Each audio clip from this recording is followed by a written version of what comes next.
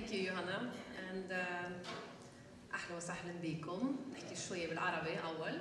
Speak a little bit in Arabic عشان في عنا أخوان هون. سلمنا على شوية منهم على خان يونس وطول كرم وبيت لحم ونابلس وأحل شارع ناصر. شو أنت من وين؟ من غزة. أحل غزة يعني. أهلا وسهلا فيكم. So just saying a few, just to, of course, for Norwegians to document that we are able to speak Arabic. My name is Nora Ingdal, and I've had the honor of living in Palestine for quite a few years. I lived in Gaza for 4 years. So and this was actually 2 years of Oslo year, quiet. And then, as all people, when we come to Gaza, especially as women, so watch it, we become pregnant. The air in Gaza is very fertile. So حملت يعني, صرت حامل. Because, and then I had my family there. I was working for Norsk Folkehjelp, Norwegian People's Aid. And then we had 2 years under the Intifada, when the Intifada broke out. This is 10 years ago. And then after 2 years, and my daughter was becoming 2 years, and she came home one day and she said, Mama, أنا بخاف من الطيارة. She said, Mama, I'm afraid of the planes now. Because there was a lot of shelling and bombing, and then we realized that we have to go back. I cannot stay in Gaza. I cannot live there. My solidarity is with the Palestinians, but it's not my battle, and I cannot risk actually letting my daughter become traumatized, like so many Palestinian children. So I had the choice. I left Gaza in 2002 and went back to the safe Norway. Luckily for me, I was born with a Norwegian identity and a Norwegian passport, so I could return to Norway. I could live here safely. And this is not something we take for granted, but this is my story. So apart from that, I'm working as a researcher, as a consultant. I've written a book on the wall, Mur, Cappelen Forlag, some 2005. So doing some writing and trying to contribute in different ways. Halla, we'll start this presentation today actually with this picture.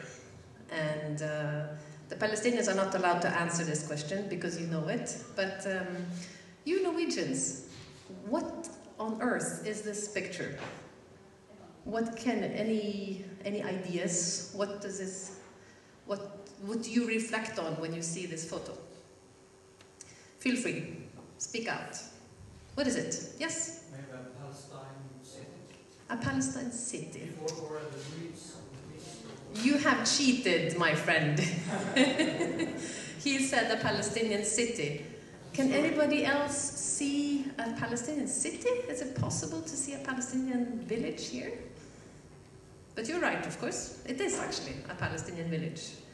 Destroyed in 1948. For those rest of you, because usually you see with the audience less informed than the gentleman here, they would say, it's some stones, there's some cactus, some fiken cactus, sabr. And they wouldn't really know. But it is a Palestinian village. When you see the sabr, the cactus, fiken cactus på norsk, we know actually that here there's been a Palestinian village. In Palestine pre-1948 and until today actually. They use this, what do we say in English, cactus, sabr? They used it as fences between the properties and between the pieces of lands. So they had cactuses separating the different plots of land.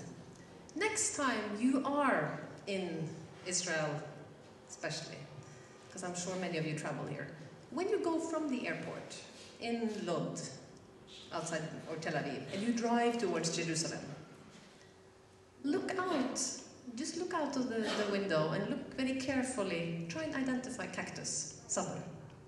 Because when you do, you will know that there has been a Palestinian village there. There's a lot of it. It's a village called Burj. And Burj was one of the 418, at least, villages that was destroyed in the Palestinian Nakba. هلا طبعا the friends here from Gaza, from Wendakan, they can come up here and they can point and probably say that this village here is my village. This is mine. All those black dots there. في حدا منكم بدهم تحكوا؟ في حدا منكم بيعرفوا وين قريتكم؟ أنت؟ لا. And this is, you know, but your grandfather, of course your parents would know, but I will tell you some. This village here is called Zdud. Zdud. Or today it's called Ashdod. أنت تفضل. Come and show us your village. تفضل. Our village was here. Yes. Ramla. In Ramla, yes. But, when after 48, when the Israeli occupation came to Palestine, the rest of our family, after when they lost maybe 10 or 12, they moved to Gaza Strip as refugees. Yeah. And until now, we are in Gaza Strip. Yes. So Ramla still exists today. Ramla, it's now in today's Israel, you know. It's so actually your village, Ramla, actually exists today. It's not completely destroyed, as many of the other ones are. في حدا كمان بدهم تحكوا? Anybody else want to show me your village? No. Anyway. So, but you know, because many of them, maybe from here, you're also citizens. You're from Gaza City, you're from Nablus. No, they are. Most of them are refugees. Khalil, okay. So, and these, for us, you know, these are black dots on the map, okay? It's 418, maybe even more. Some say it's 550. For us, it's black dots on the map, but for every Palestinian, this is their home.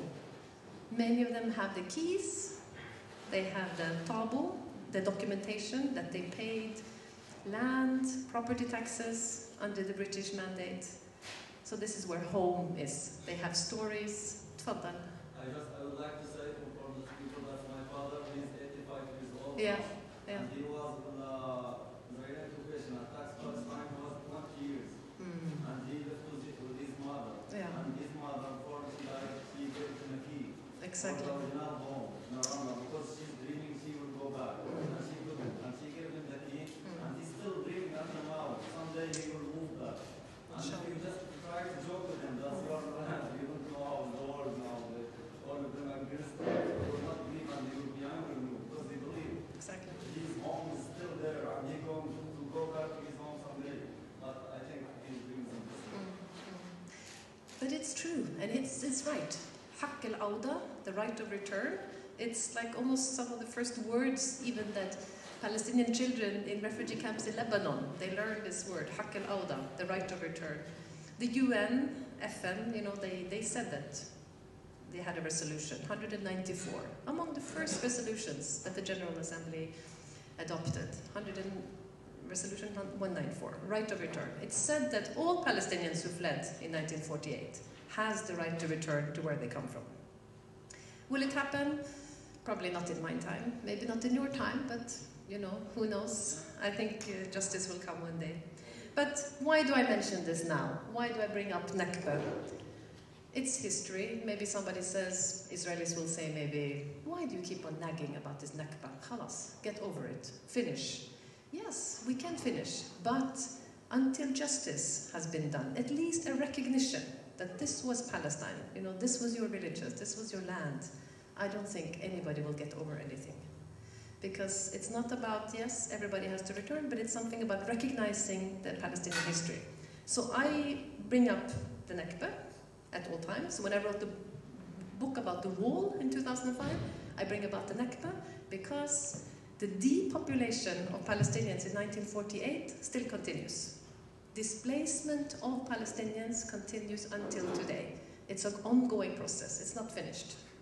So that's why this has relevance.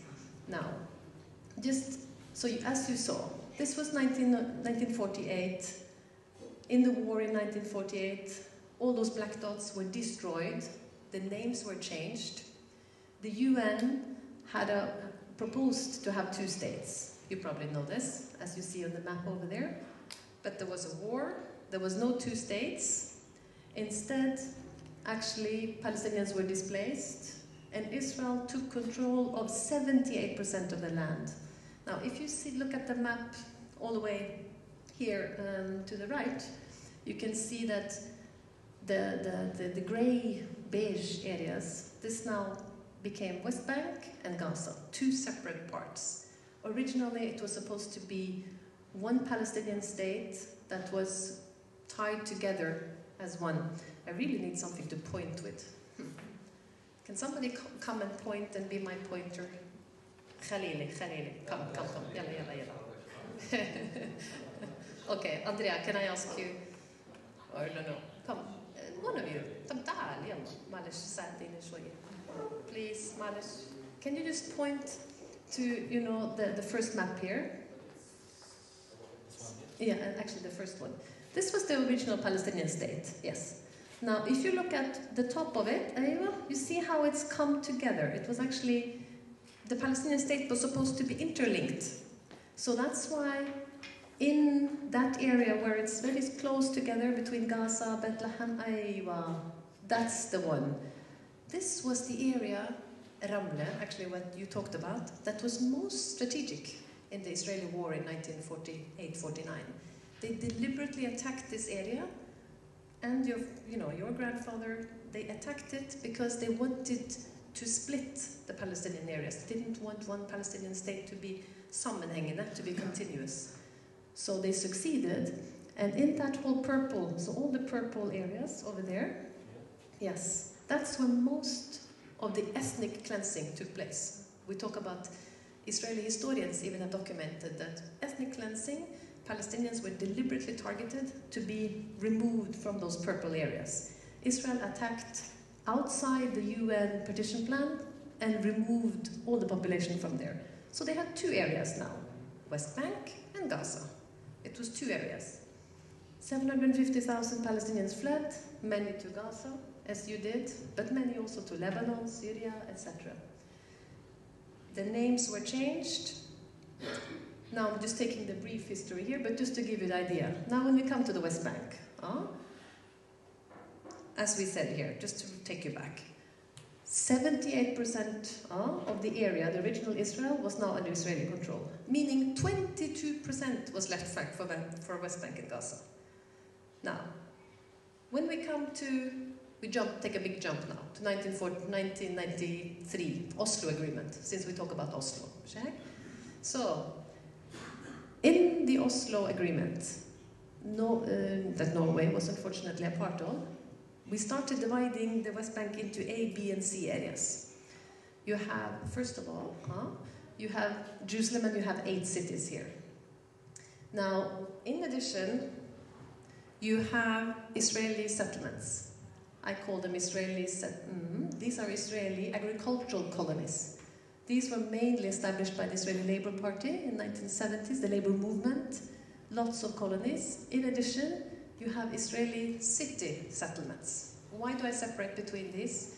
It's maybe for those particularly interested, but it's to show actually that Israel is using the West Bank as sort of prolonging their population from Tel Aviv, from city areas, into the West Bank, and they have people commuting. They go every day from those dark areas. They commute to Tel Aviv, to Jerusalem, like the queue up there, Kalkilia, or let's say Tulkarem, because one of our friends is from Tulkarem. An Israeli living in a settlement up in Tulkarem, hatta even folk. So he will live in that settlement. It will take him 15 minutes to drive to his house, to his job in Tel Aviv. So it's for commuting. It's actually for expanding the Israeli population and colonizing the West Bank. Now, so when Israel started building the wall, it was mainly to protect those settlements, actually. Just taking a quick sort of overview of the situation. What does it mean when you actually have settlements, walls, roads? It means a complete separation of people. Israel is putting up fences, bridges, to separate the Palestinian population from their land. This bridge that we see here, maybe some of you have gone on it. Do you know where it is? Bethlehem. Oh, Bejal, Bethlehem. This bridge here, under the Intifada, it was only allowed for Israelis to drive on it.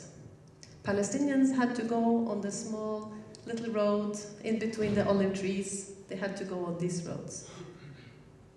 By building bridges, Israel is actually controlling the movement. They close off the entrances to Palestinian villages. I'm sure that some of the villages that you come from, at the entrance of the village there's a big stone, or there's a building block. So they stop the Palestinians from entering their villages, while they themselves use those big highways, or they use tunnels. Can we see the tunnel at the end there? So this main road is for the Israeli settlers living in the West Bank, and it's mainly in the Hebron area, your area. Your area is full of settlements. Huh? Many. Now we will talk even more. Now, just looking at the situation as it is today. So we said, West Bank, it was originally 22% of the land, West Bank and Gaza. Now we have all those purple areas on the West Bank, it's under Israeli control. It is what we call Area C. 62% of the West Bank is under Israeli control. Now how much that makes, we had originally 22%, and now it's 62, so it means it's less than 10% of the original Palestine, which is now under some kind of Palestinian control. Huh? Oh, that's just Ramallah area. So 4.2 million Palestinians, 2.5 million in the West Bank, 1.6 million in Gaza, are living off less than 10% of the original land. And Palestinians are displaced from their land in using different methods. And this is my main point now. Confiscating land, closing off boundaries, unemployment. Why did you, Shabab, leave your country? I'm sure many of you, because you didn't see a future. There's no work, there's no permit. What is the future? There's no education. Maybe if there is an education, you know that you educate yourself into unemployment. Huh? There's poverty. 38% of the population in Gaza is living under the poverty line. And this is a modest, actually this is World Bank statistics. In West Bank, 18% living under the poverty line. And when we talk about poverty line, this is like less than $1 a day. This is a main reason of displacement. People flee because of poverty, because of unemployment, but also lack of ID cards. I'm sure also if we ask the Shabab, the boys here, how many have problems with their ID, getting permits? I'm sure half of you will say, I have a problem with this. And the problem is because Israel is the one that's issuing the ID card and the permits. We'll talk more about this. But also urbanization. 72% of Palestinians now live in urban areas today. How it was some 50 years ago? Probably it was the other way around. Maybe it was 70% agricultural, rural areas. It's a massive living into the cities. It's packed. Fish McCann. There's no place. It's packed, and especially the Gaza city.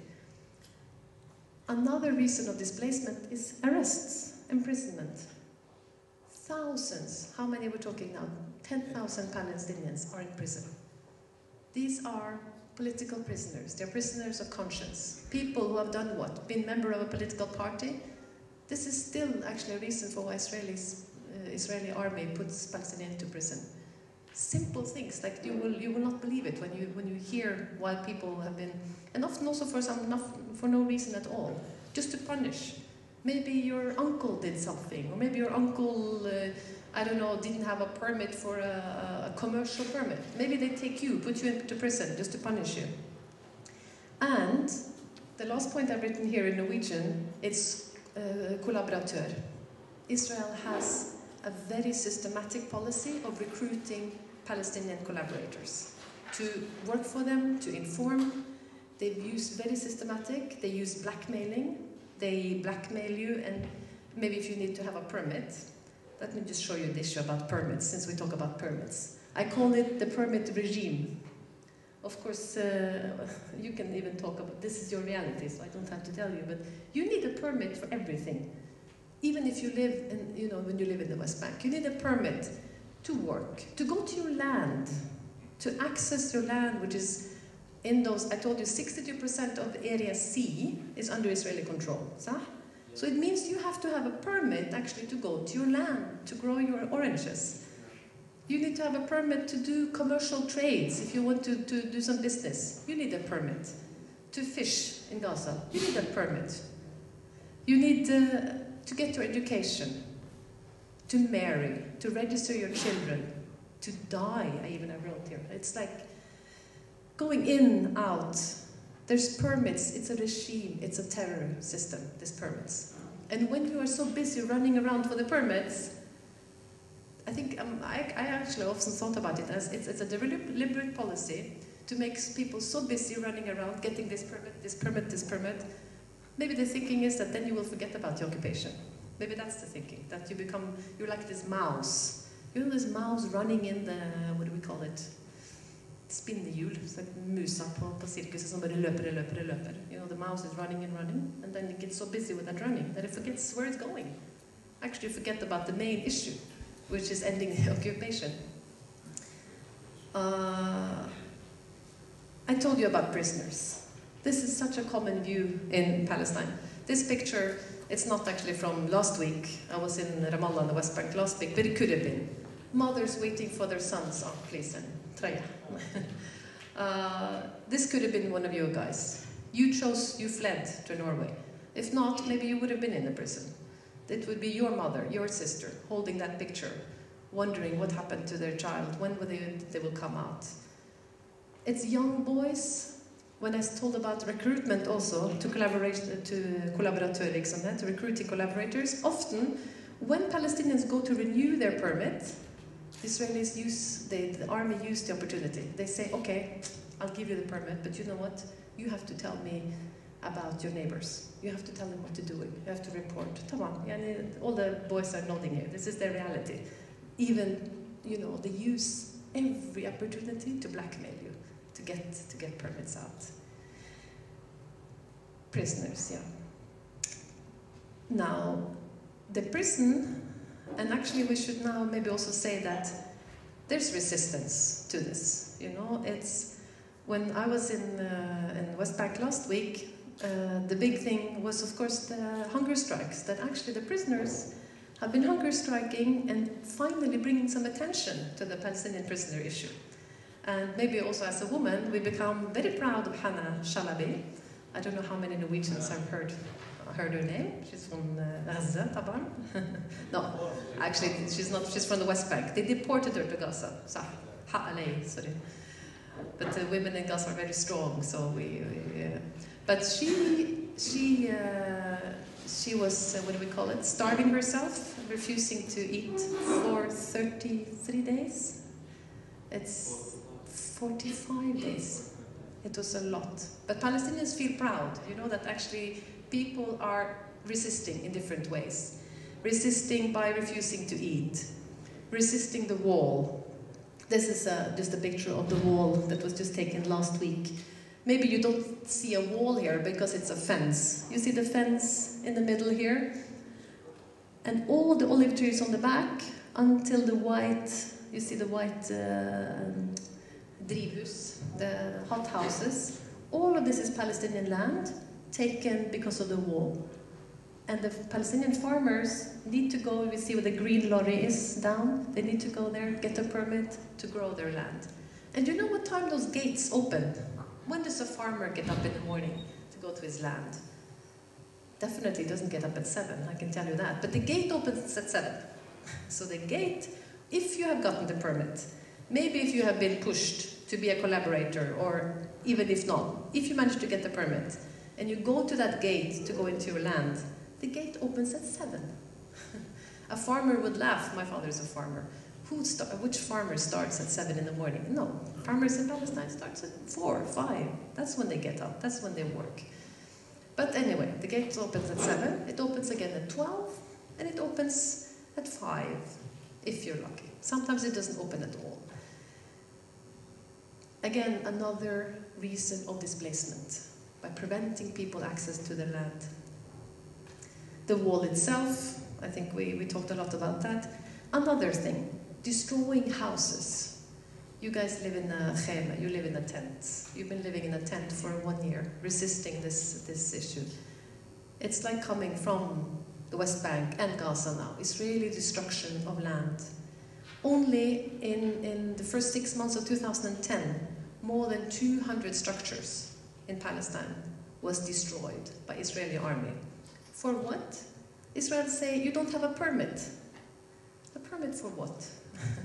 But because, again, 62% of the West Bank is under Israeli control, and this is according to the system that we in Oslo were part of establishing. Israelis say you have to have a permit, you have to apply for a permit. Okay, some Palestinians try the strategy of starting to apply for a permit. They don't get, it's always refused. They pay a lot of money for lawyers, they apply for the permit, it's refused. Then you come to spot number 3 here. Then they still continue to build because people need to live someplace. So people build. And then they come with what they call a stop work order. The Israeli civil administration, they come, they put one of those notes, in Hebrew, of course, saying that you have to stop work. If you don't get a permit, your house will be demolished. You have 30 days to respond to. Palestinians try and find a lawyer. They get, if they're lucky, now they can maybe get access to free rettshjelp, to free lawyers. There's some projects working on that. I was evaluating one of them. That's why I was in Palestine last week.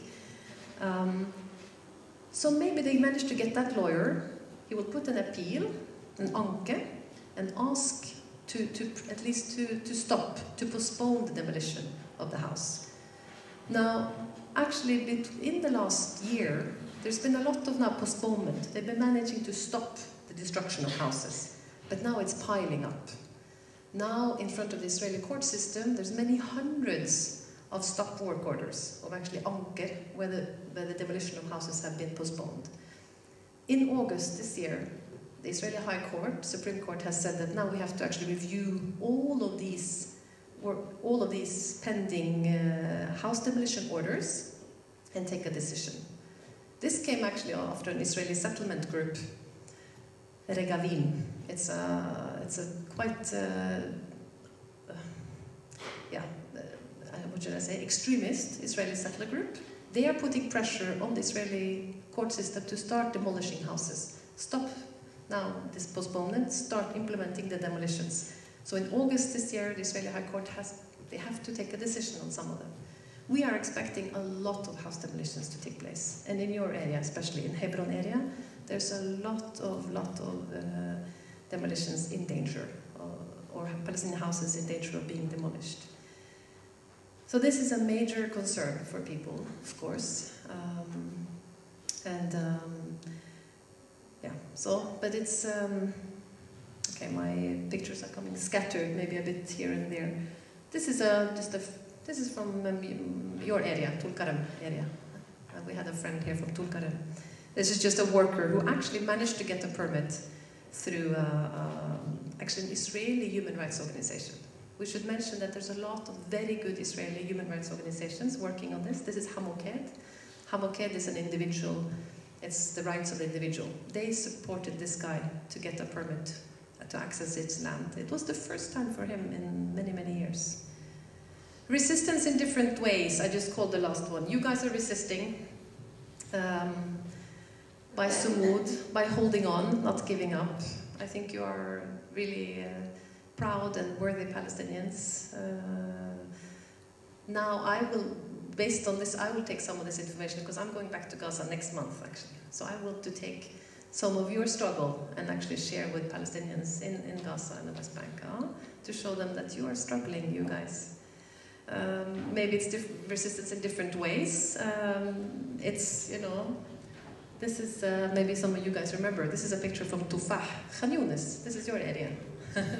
This was when the Israeli settlers finally were thrown out of Gaza in 2005. Palestinians were raising the flag.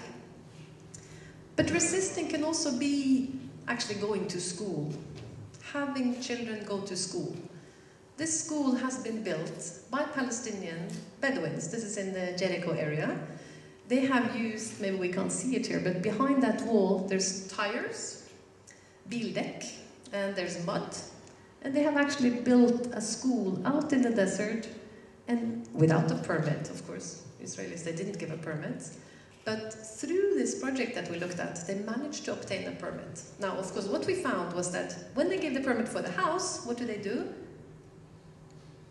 What did they do? What do they do always? They punish you in a different way.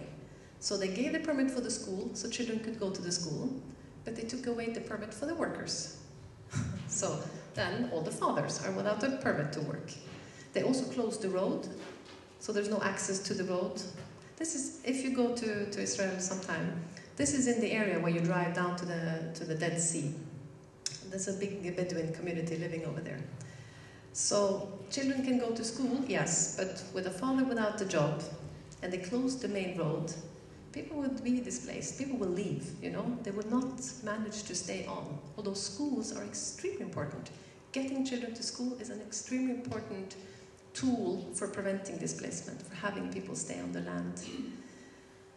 Now, another way of resisting, maybe it's art, as you guys have shown. I think maybe you've seen this. Maybe you've seen this before.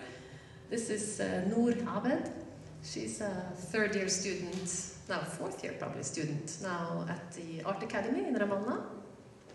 And she's resisting the internal, actually, Arab, let's say, the internal Palestinian power structures. She's resisting the gender roles. This project, she took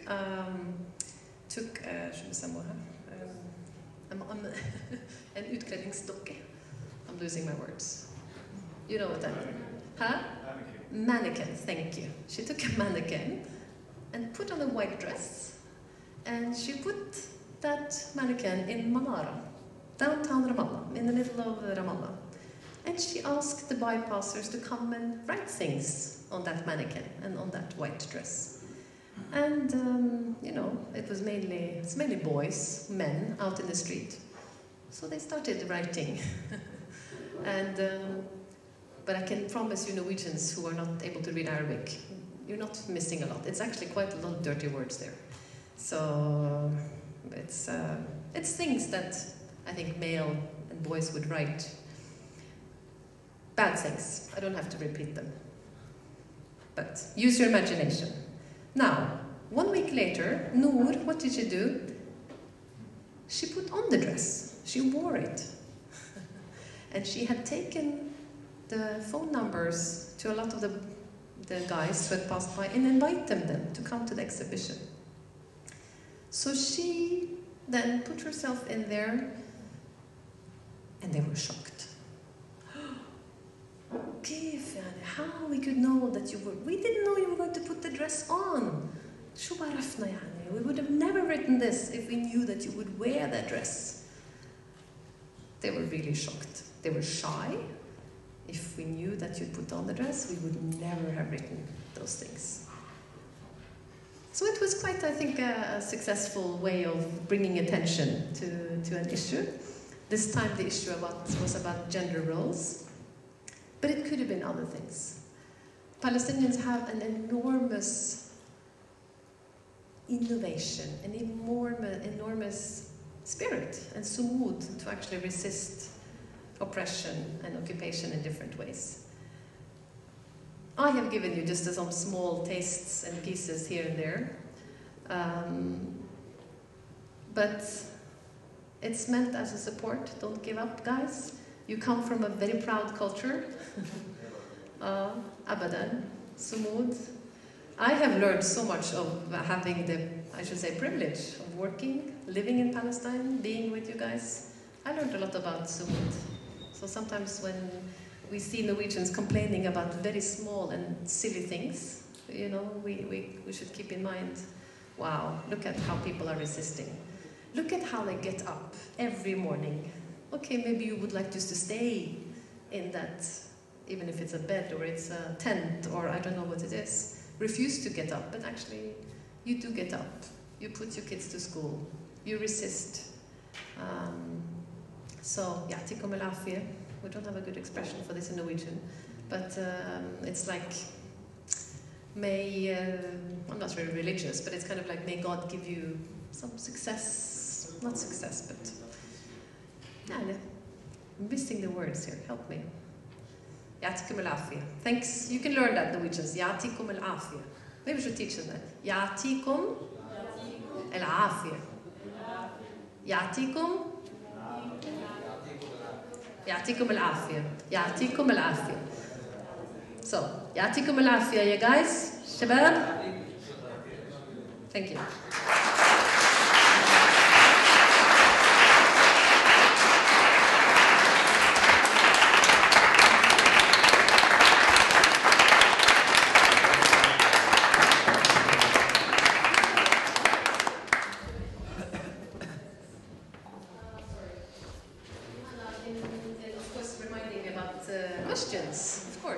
That's what I like most, actually. So, please go ahead, and if we should stop more at some of the photos, also feel free. I think I skipped. I didn't go into detail with all of them. But tfadalo, any particular issues we should talk more about? I have a question. Yeah, please. I think it was quite interesting with this art piece that you had from a female artist.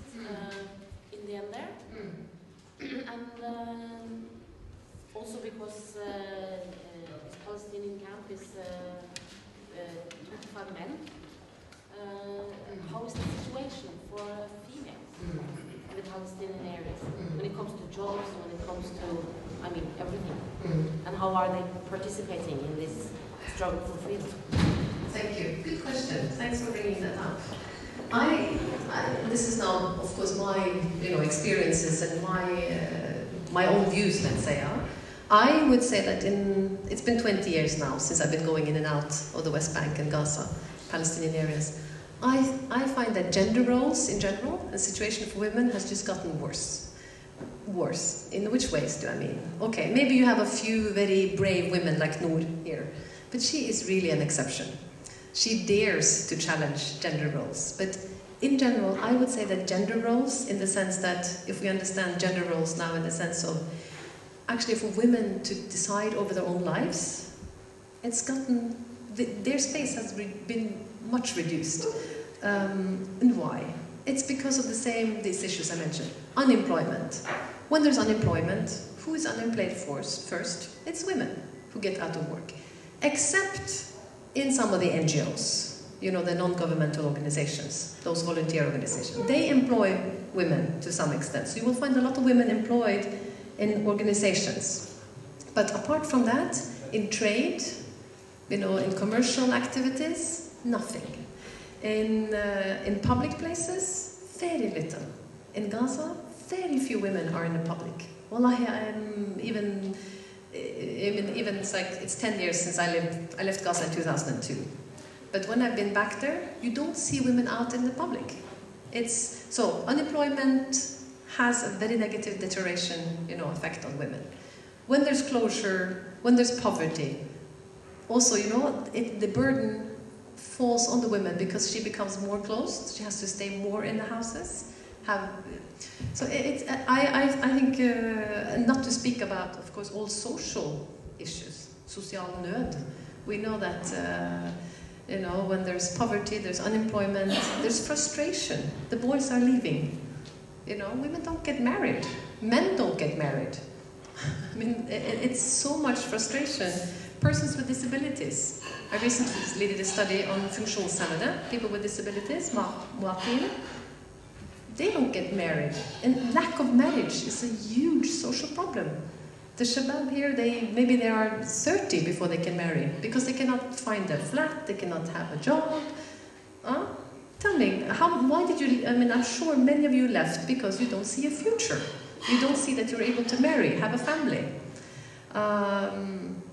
So social nød, social, the social impact in terms of violence in the family, domestic violence towards children. The father maybe beats the mother beats the children. It's not like this, of course, all over, but it has fi and basir. It happens quite a lot.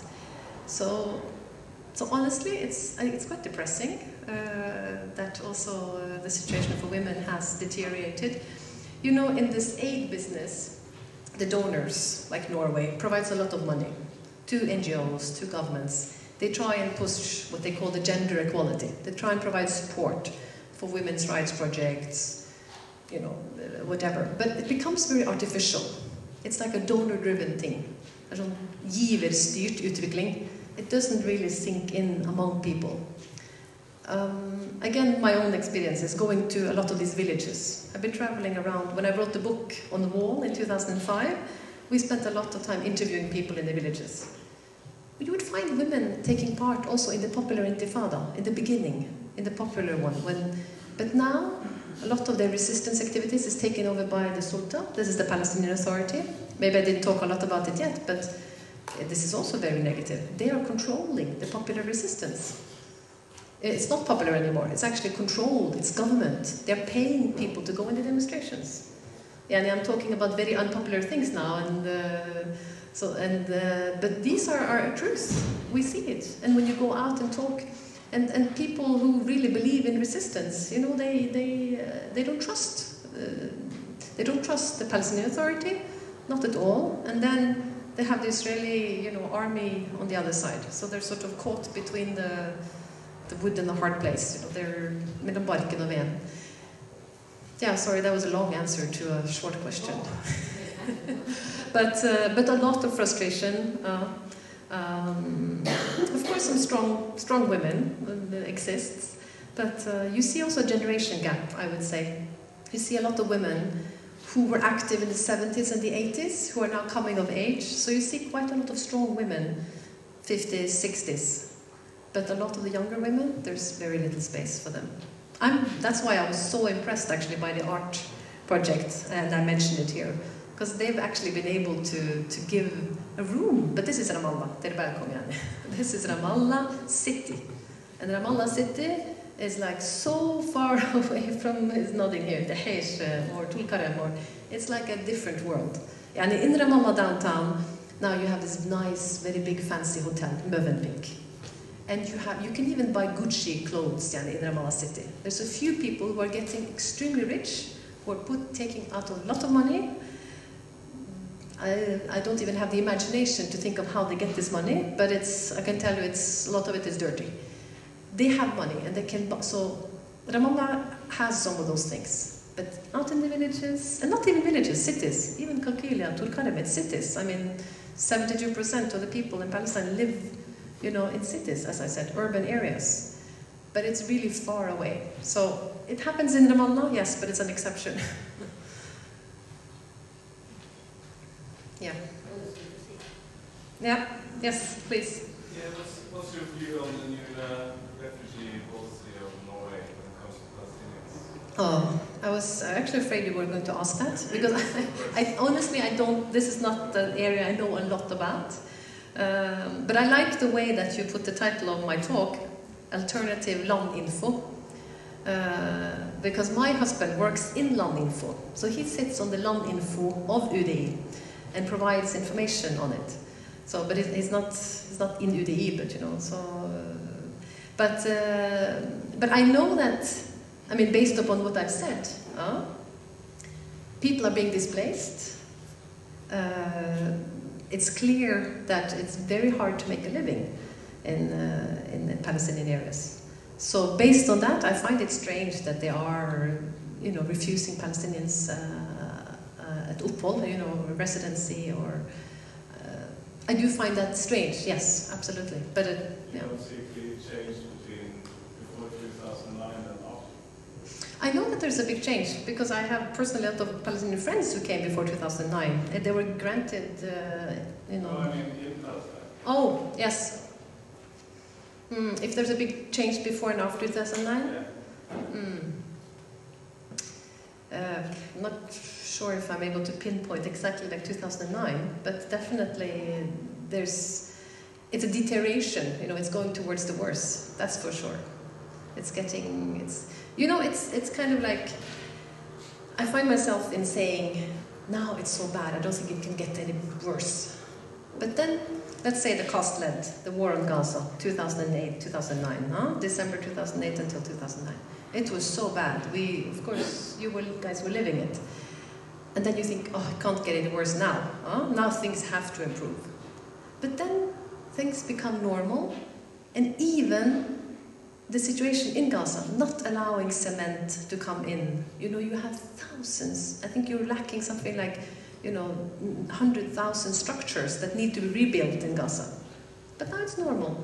So, it's sort of, you think it cannot get any worse, but then it's getting worse. But it's slowly, it's gradually. Cost-led, this massive war is shocking. And I think Israel, they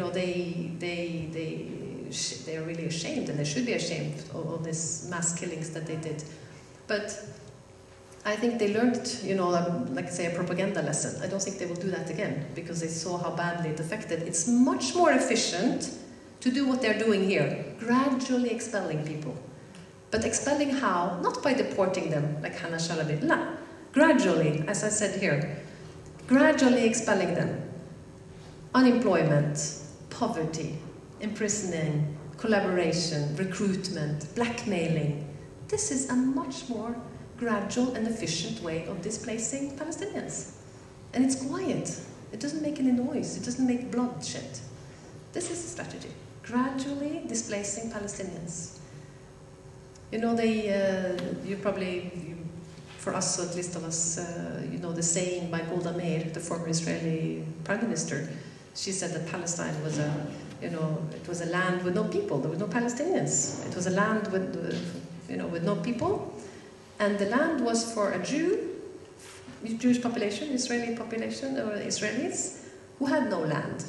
This was her saying. Now, what the Israelis are doing now is that they are taking the land and displacing the Palestinians. So I'm telling you, the 62% of the West Bank, which is Area C, Israel wants to take this into Israel proper. Believe me, there's no doubt about it. I mean, this is clear. So Oslo Agreement was the best thing that ever happened for Israel. They take all this land. Sorry, we don't have the proper map here. Let me just show you. Where do we have it? No, it was the best thing. They will get all the land for free, in a way. So you see all those, the brown areas, this is what's the beige areas, which is left for Palestinians. All the purple, this will all be confiscated into Israel. I'm sorry, it's a very bleak picture, but this is the truth.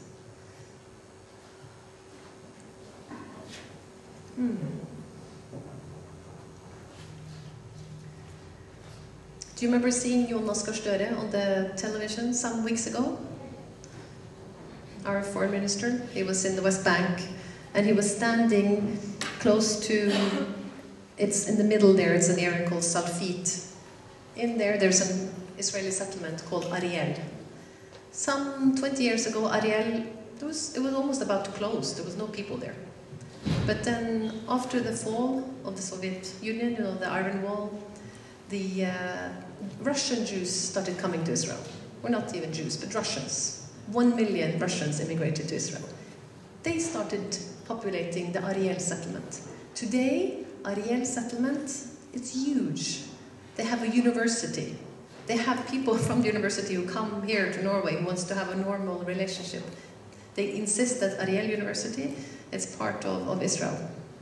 And if you don't pay close attention, you will not even notice that you're in the West Bank, because you drive on those roads that I showed you. You're speeding from Tel Aviv, 15 minutes, you're in Ariel University. This is not occupied West Bank. No, this is where Jonas Gahr Støre, he stood there and he pointed, because Ariel settlement eats all the way into the West Bank. It's effectively cutting the West Bank into two. So, yeah, it's not very good to see it here, but so this is the silent transfer of the Palestinians. Yeah. Any other lost issues? Yeah, totally. Please. Since you said the Oslo Agreement is the best that happened to Israel, do you want to manage to escape there and come to Norway? Don't you think Norway have like kind of double responsibility to secure a good life, kind of secure life or alive even? Absolutely. Because according to the Norwegian immigration law, the asylum laws, statelessness is not ground for protection unless you are fleeing a country that has war. Statelessness is not ground for protection. Oslo Agreement is a main contributor to the statelessness of many 1948 Palestinians, like me and myself, and a lot of others who were protected by the PLO before the Oslo Agreement. After the Oslo Agreement, PLO were shrinked into PA and were only responsible for the people in Gaza and West Bank. And suddenly we were not represented by anybody.